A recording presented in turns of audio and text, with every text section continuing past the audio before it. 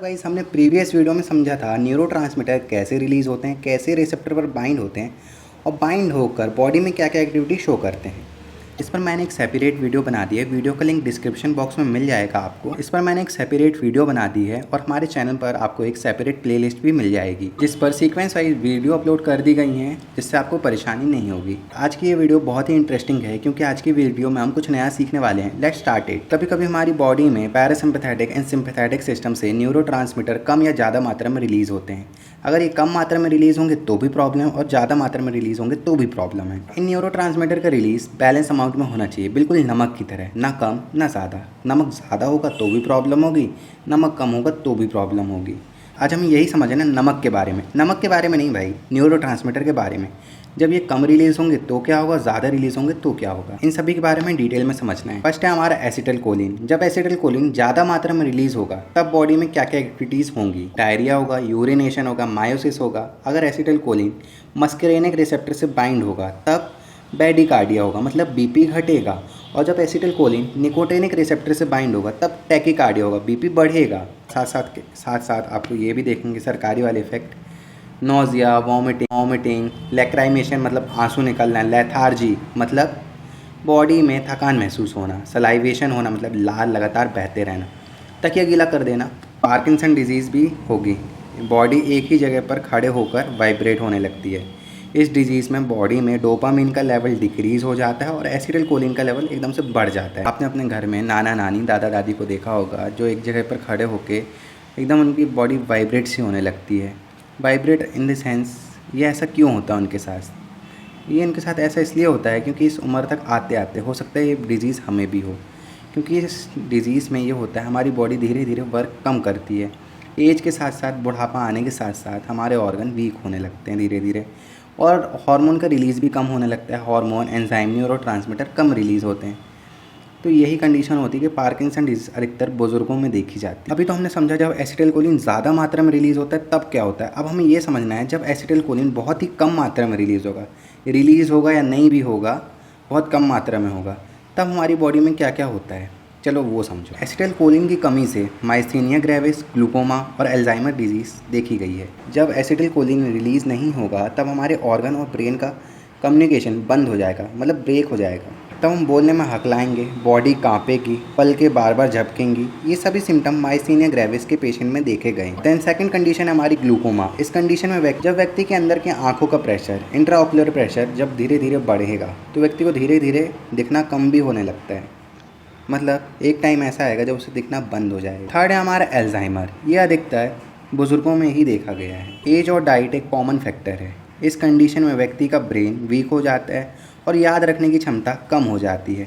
Reasoning, body में coordination and balancing भी कम हो जाती है। अधिकतर आपने बुजुर्गों को देखा होगा कि वो किसी भी चीज़ को रख देते हैं और भूल जाते हैं, अपनी बॉडी को बैलेंस नहीं कर पाते, उनको एक स्टिक की ज़रूरत पड़ती है और बॉडी में उनका कोऑर्डिनेशन नहीं होता, मतलब ब्रेन उनकी बॉडी को कंट्रोल में भी ऐसा लगता है कंट्रोल नहीं कर पा रहा है। और साथ ही साथ बोलने के सेंस, बिहेवियर और मूड में भी समय समय पर बदलाव देखे गए हैं। तो लोग कहने लगते हैं ना बुढ़ापे में व्यक्ति सठिया जाता है। सठियाने का मतलब यही होता है क्योंकि इस एज में आते आते बॉडी में हार्मोन का रिलीज़ भी धीरे धीरे कम हो जाता है और ऑर्गन की वर्किंग भी स्लो हो जाती है। अभी हमने समझा जब एसिटिलकोलिन कम या ज़्यादा मात्रा में रिलीज़ होगा तो बॉडी में क्या क्या प्रॉब्लम होगी। अभी हमें बाकी के बच्चों के न्यूरोट्रांसमीटर को भी समझना है। जब नॉरएपिनेफ्रिन का रिलीज़ बढ़ेगा तो एपिनेफ्रिन का रिलीज़ भी बढ़ेगा। उस कंडीशन में ब्लड वेसल कॉन्स्ट्रिक्ट होंगी जिससे ब्लड का फ्लो इंक्रीज़ होगा, मतलब बीपी बढ़ेगा, घबराहट होगी, बेचैनी होगी, मतलब व्यक्ति को टैकीकार्डिया होगा। और उसी के अपोजिट जब नॉरएपिनेफ्रिन का रिलीज़ कम होगा मतलब एपिनेफ्रिन का रिलीज़ भी कम होगा। उस कंडीशन में हमारी बॉडी में क्या होगा, ब्लड वेसल डायलेट होंगी, मतलब बीपी घटेगा। इससे व्यक्ति को एंजाइटी और डिप्रेशन जैसी प्रॉब्लम हो सकती है। इसका मुख्य कारण टेंशन, फिजिकल और मेंटल डिस्टर्बेंस हो सकता है। थर्ड है हमारा डोपामाइन। जब ये रिलीज़ होता है तो आपको खुशी महसूस होती है, लेकिन अगर ये कम या ज़्यादा मात्रा में रिलीज़ हुआ तो प्रॉब्लम भी हो सकती है। अगर ये ज़्यादा मात्रा में रिलीज़ हो रहा है तो आपको फोकस करने पर प्रॉब्लम होगी, आप किसी भी चीज़ के प्रति एडिक्टेड हो जाएंगे। ADHD, बिंज ईटिंग जैसी समस्या हो सकती है। बारी बारी से एक एक को समझते हैं। पहले हम समझते हैं एडिक्शन। जब भी व्यक्ति किसी भी चीज़ का ज़्यादा यूज़ करता है तो उसके प्रति वो एडिक्टेड हो जाता है, मतलब जब भी वो उस चीज़ का यूज़ करता है तो उसकी बॉडी में डोपामिन रिलीज़ होता है और डोपामिन रिलीज़ होने से उसे खुशी मिलती है। लेकिन जब व्यक्ति को वो चीज़ नहीं मिलती तो उस समय पर डोपामिन रिलीज़ नहीं होगा और रिलीज़ नहीं होगा तो उसे खुशी नहीं मिलेगी। इसलिए व्यक्ति उसके प्रति एडिक्टेड हो जाता है कि उसे पता है जब वो उसे यूज़ करेगा तभी उसे खुशी मिलेगी। For example smoking, drinking. अब समझते हैं बिंज ईटिंग को। बिंज ईटिंग मतलब कई लोगों को खाने का नशा होता है। जैसे लोगों को दारू का नशा होता है वैसे कुछ लोगों को खाने का नशा होता है। उनको लगता है बस खाते जाओ, खाना ही सब कुछ है। अब समझो ADHD को। ADHD क्या है? ADHD एक ऐसी बीमारी है जिसके कारण व्यक्ति किसी भी चीज़ पर फोकस नहीं कर पाता है, मतलब उसका ध्यान नहीं लग पाता। काम के वक्त या पढ़ाई के वक्त उसका ध्यान कहीं और ही होता है, वो अलग ही दुनिया में खोया होता है। डोपामिन का कम लेवल होने से व्यक्ति को सीज़ोफोबिया भी हो जाता है। सीज़ोफोबिया बोले तो भूतों का दिखना, भूतों से डर लगना, मतलब ऐसा लगता है उन्हें कोई बुला रहा है। आई होप आप समझ गए। डोपामिन के कम लेवल के कारण व्यक्ति को एक समस्या और होती है, उनकी पैरों की जो पिडेरी होती है, मतलब ये वाला पार्ट, वहाँ पर उनको क्रैम्प्स, मरोड़ जैसा दर्द महसूस होता है। ये डोपामिन की कमी के कारण ही होता है। इस कंडीशन में व्यक्ति ना सो पाता है ना काम कर पाता है, क्योंकि सोते वक्त और काम करते वक्त ही ये दर्द होता है उसको। ये तो वो समस्या है जब डोपामिन कम रिलीज होता है। अब समझते हैं डोपामिन जब ज़्यादा रिलीज होता है तब क्या क्या होता है। फर्स्ट है हमारा ADHD। डोपामिन कम रिलीज होने से भी ADHD होगा और ज़्यादा रिलीज होने पर भी ADHD होगा। डोपामिन के ज़्यादा रिलीज होने से व्यक्ति ओवर कॉन्फिडेंट हो जाता है, मतलब उसे बहुत ही ज़्यादा कॉन्फिडेंस होने लगता है, उसका कॉन्फिडेंस लेवल बढ़ जाता है। कहने का मतलब कि व्यक्ति अपनी औकात के बाहर जाने लगता है। वो सोचता है कि भाई मैं शेर से भी लड़ लूँगा, भले ही बाद में उसकी शेर को देख के हो जाए। डोपामिन के ज़्यादा लेवल से उनके सर पर भूत सवार हो जाता है। गाड़ी बहुत तेज़ चलानी है, बहुत तेज़ी से काटनी है, बहुत तेज़ी से निकालना है, भले ही एक्सीडेंट हो जाए कोई फ़र्क नहीं। लेकिन जब नशा उतरता है तब समझ में आता है कि भाई क्या गलती की। ऐसा क्यों?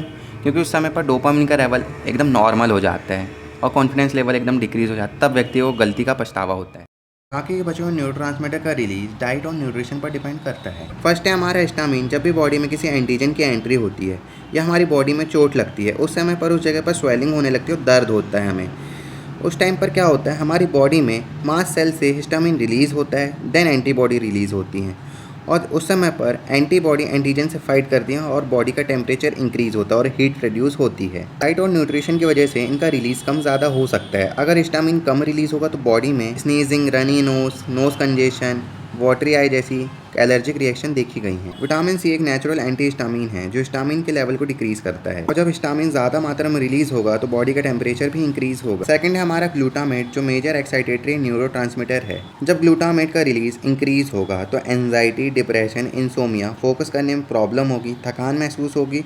और अगर ये ग्लूटामेट कम मात्रा में रिलीज होगा तब भी इंसोमिया होगा, फोकस करने में प्रॉब्लम होगी, मेंटल एक्सक्यूशन जैसी प्रॉब्लम होगी। थर्ड है हमारा गाबा।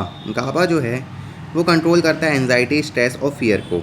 इसका मेन फंक्शन है जब गाबा का लेवल इंक्रीज होगा तो रेस्पिरेटरी सिस्टम में डिप्रेशन होगा और उसी के अपोजिट जब गाबा का लेवल डिक्रीज होगा तो एंजाइटी, डिप्रेशन और इंसोमिया जैसी प्रॉब्लम होगी। लास्ट बचता है हमारा सेरोटोनिन। सेरोटोनिन हमारे बिहेवियर और भावनाओं को कंट्रोल करता है, चाहे वो भावना अच्छी हो चाहे वो बुरी हो। जब सेरोटोनिन का लेवल इंक्रीज होगा तो बॉडी में shivering, diarrhoea, muscle rigidity, fever और सीजर जैसी प्रॉब्लम देखी गई हैं। उसी के अपोजिट जब सेरोटोनिन का लेवल डिक्रीज होगा तो डिप्रेशन, मेनिया, एंजाइटी और अदर हेल्थ प्रॉब्लम भी देखी गई।